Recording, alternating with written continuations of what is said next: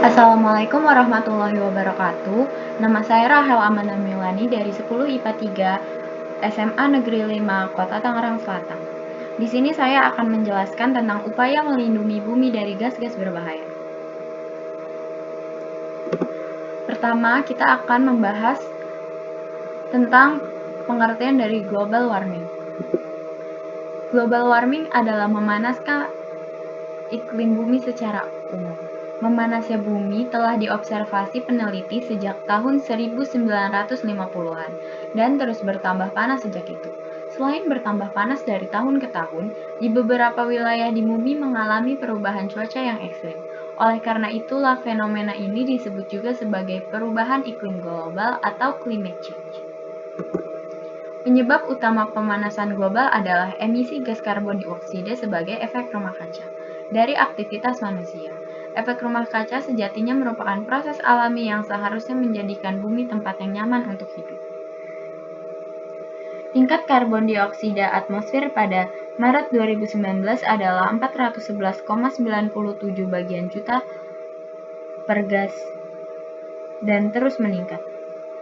Seiring manusia mulai membakar sejumlah besar bahan bakar fosil untuk menjalankan pabrik dan memanaskan rumah, melepaskan karbon dioksida dan gas rumah kaca lainnya, gas tersebut juga terus meningkat.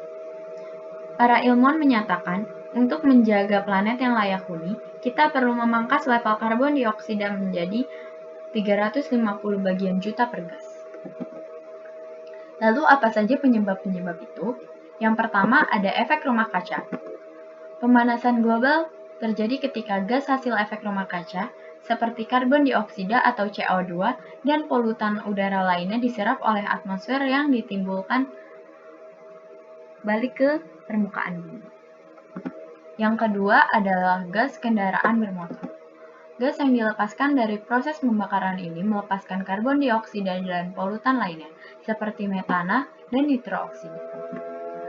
Yang ketiga adalah gas limbah industri. Pemakaian bahan bakar untuk kerja mesin dalam industri menyumbang banyak polusi dan bahan berbahaya lainnya.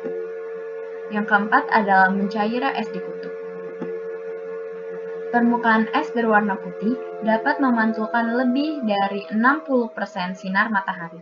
Akan tetapi, jika semakin banyak es yang mencair, maka sinar matahari tidak dapat dipantulkan.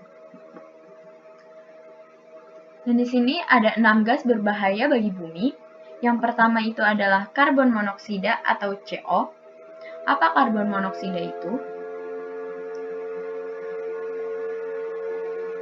Karbon monoksida adalah gas yang tidak berwarna, tidak berbau, tidak berasa.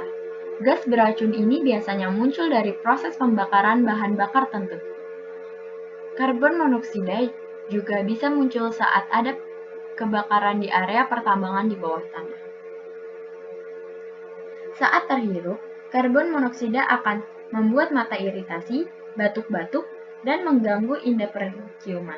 Jika terus-menerus terhirup, karbon monoksida akan mengganggu hemoglobin atau sel darah merah sehingga udara yang masuk ke tubuh terus berkurang. Dan yang kedua adalah nitrogen monoksida. Nitrogen monoksida ini adalah gas tidak berwarna, tidak berbau. Gas ini biasanya berasal dari banyak hal. Dua di antaranya adalah pembakaran sampah dan kendaraan. Nitrogen monoksida akan berubah menjadi gas berbahaya jika terhirup dalam jumlah banyak. Menghirup nitrogen monoksida dalam jumlah banyak bisa menyebabkan gangguan saraf yang berakhir dengan kejang-kejang dan kelumpuhan. Yang ketiga adalah nitrogen dioksida.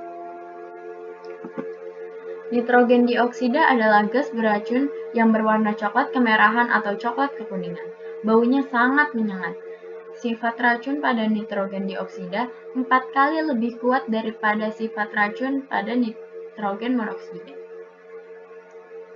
Jika terhirup, gas beracun ini bisa menyebabkan paru-paru bengkak dan menyebabkan kematian. Dan selanjutnya, ada amonia atau NH3. Amonia biasanya senyawa ini didapati berupa gas dengan bau tajam yang khas. Walaupun amonia memiliki sumbangan penting bagi keberadaan nutrisi di bumi, amonia sendiri adalah senyawa kaustik yang dapat merusak kesehatan. Dan selanjutnya ada metana atau CH4.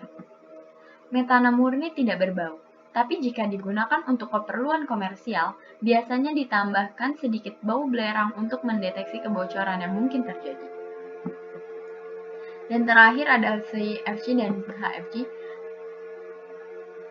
Kedua gas ini adalah gas beracun yang merusak lapisan ozon akibat dari aktivitas yang dilakukan oleh manusia. Contohnya adalah penggunaan AC dan kulkas. Lalu apa saja upaya sehingga kita dapat mencegah gas-gas tersebut menyebar di bumi? Yang pertama adalah memanfaatkan bakteri metanotrof. Dan gambar bakteri tersebut jika dilihat dalam mikroskop adalah seperti ini. Bakteri metanotrof merupakan organisme aerobik yang dapat tumbuh dan berkembang dengan metana sebagai satu-satunya sumber energi. Keberadaan dari bakteri ini dapat dijumpai di seluruh lahan persawahan dan hasil pengolahan limbah kelapa sawit. Melalui proses isolasi dari sumber makanan, akan didapatkan koloni tunggal bakteri ini, yang selanjutnya dapat dimanfaatkan lebih lanjut dalam menciptakan kondisi di bumi yang lebih bersahabat. Penelitian telah dilakukan mengungkapkan bahwa kandungan enzim soluble metanen motosigenase atau SMIMO yang dimiliki bakteri ini mampu mengurangi emisi gas metana yang ada di lingkungan. Lalu yang kedua adalah memanfaatkan tanin pada pakanan lokal. Sektor peternakan menjadi salah satu penyumbang faktor gas metana. Seorang dosen dari IPB melakukan sebuah penelitian terhadap makanan ternak ruminansia dengan memanipulasi kandungannya. Manipulasi yang dilakukan adalah dengan cara mencampurkan bahan pangan lokal dengan senyawa tanin. Hasil penelitian menyatakan cara ini sangat efektif menurunkan emisi gas metana secara signifikan karena tanin mampu mengurangi produksi emisi gas metana saat proses pencernaan berlangsung. Caranya dengan menghambat bakteri pertumbuhan bakteri metanogen. Lalu selanjutnya ada memberikan daun-daun hijau sebagai makanan hewan ternak. Sektor pertanian juga tidak boleh luput dari perhatian sebagai salah satu sumber perkembangan gas metana. Badan Penelitian dan Pengembangan Pertanian Kementerian Pertanian memanfaatkan dedaunan hijau yang memiliki kadar emisi gas metana yang cukup rendah sebagai alternatif yang dapat digunakan peternak sebagai sumber makanannya. Dedaunan yang dimaksud adalah berasal dari tanaman leguminosa, lalu Glyrisida leucaena, dan kaliandra, karena diketahui mengandung tanin dan safon. Lalu yang keempat, beralih dengan menggunakan pupuk yang mengandung sulfat. Ini contohnya, pupuk jenis ini sudah mengandung semua unsur hara yang dibutuhkan oleh tanaman, yang bisa langsung digunakan untuk metabolisme tanaman. Dengan keadaan demikian, pupuk anorganik menggeser eksistensi pupuk organik yang nyatanya lebih ramah lingkungan. Menurut seorang peneliti dari Amerika, unsur sulfat yang dikandung dalam pupuk anorganik dapat menyebabkan persaingan antara bakteri metanogen dengan bakteri pereduksi sulfat dalam memperoleh hidrogen. Proses yang terjadi inilah yang dapat menghambat terjadinya pembentukan gas metana. Yang terakhir ada mengganti jenis padi ke varietas yang rendah emisi gas metana. Sebuah penelitian mengungkapkan bahwa telah ditemukan varietas baru yang memiliki kadar gas metana yang terbilang rendah bila dibandingkan dengan tumbuhan lainnya. Tukat balian dan Waiapoboru adalah jenis tanaman padi yang sangat diharapkan dapat membantu mengkondisikan atmosfer bumi lebih baik lagi. Lalu, Jika tadi mungkin tidak dapat kita lakukan dalam kegiatan sehari-hari, lalu apa saja yang dapat kita lakukan dalam kegiatan sehari-hari? Yang pertama adalah mengurangi pemakaian listrik. Lalu yang kedua adalah mengurangi pemakaian plastik.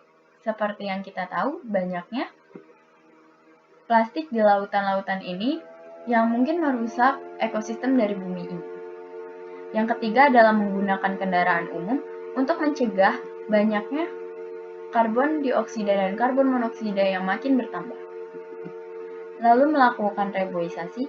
Melakukan reboisasi ini dapat kita lakukan agar oksigen terproduksi lebih banyak dibandingkan karbon dioksida dan karbon monoksida. Lalu adalah meminimalisir penggunaan AC dan kulkas. Untuk apa? Untuk mengurangi gas CFC dan HFC yang dapat merusak lapisan ozon.